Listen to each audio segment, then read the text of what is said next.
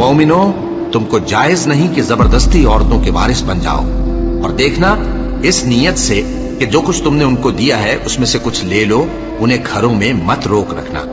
हाँ, अगर वो खुले तौर पर बदकारी की मुर्तकिब हों तो और बात है, और उनके साथ अच्छी तरह से रहो सहो। फिर अगर वो तुमको नापसंद हों तो अजब नहीं कि तुम किसी चीज को नापसंद करो और अल्लाह उसमें बहुत सी भलाई पैदा कर दे। और अगर तुम एक औरत को छोड़कर दूसरी औरत करनी चाहो और पहली औरत को ढेर सा माल दे चुके हो तो उसमें से कुछ मत लेना। भला तुम बुहतान लगाकर और खुला गुनाह करके अपना माल उससे वापस लोगे? और तुम दिया हुआ माल क्यों कर वापस ले सकते हो जबकि तुम एक दूसरे के साथ सोबत कर चुके हो और वो तुमसे पुख्ता अहद भी ले चुकी हैं। और जिन औरतों से तुम्हारे बाप दादा ने निकाह किया हो उनसे निकाह न करना, मगर जाहिलियत में जो हो चुका सो हो चुका। ये निहायत बेहयाई और अल्लाह की नाखुशी की बात थी और बहुत बुरा दस्तूर था।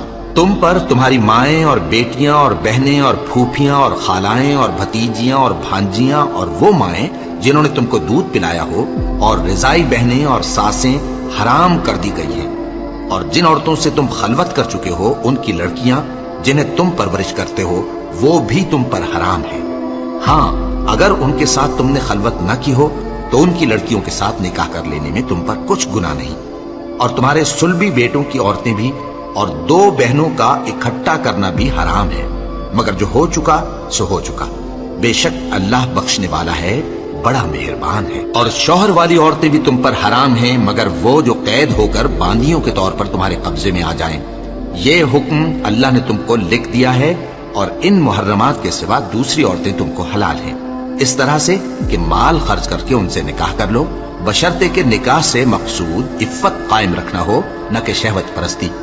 तो जिन औरतों से तुम लुत्फ अंदोज हुए उनका मेहर जो मुकर्रर किया हो अदा कर दो, और अगर मुकर्रर करने के बाद आपस की रजामंदी से मेहर में कमी बेशी कर लो तो तुम पर कुछ गुनाह नहीं। बेशक अल्लाह सब कुछ जानने वाला है, हिकमत वाला है। और जो शख्स तुम में से मोमिन आजाद औरतों से निकाह करने का मकदूर न रखे तो मोमिन बांदियों ही से जो तुम्हारे कब्जे में आ गई हो निकाह कर ले। और अल्लाह तुम्हारे ईमान को अच्छी तरह जानता है।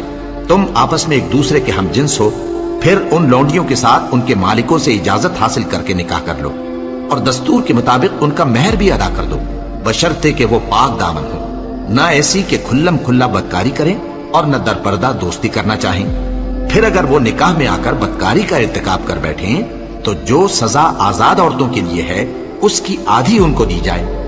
ये बांधी के साथ निकाह करने की इजाजत उस शख्स को है जिसे गुनाह कर बैठने का अंदेशा हो, और ये बात कि सब्र करो तुम्हारे लिए बेहतर है और अल्लाह